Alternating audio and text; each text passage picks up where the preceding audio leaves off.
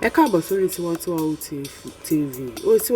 Eso Ajara ni a mú wá fún yín. Wumi Toriola àti ọ̀rẹ́ Àṣàbí wọ́n patú gudugudu méje yàyà mẹ́fà nínú eré yìí. Ẹ wò ó, tẹ́bà tí subscribe ẹ jọ̀ọ́ ẹ bá wa subscribe, ẹ comment, ẹ like, ẹ share, kẹ́dẹ̀ turn on notification bell yín.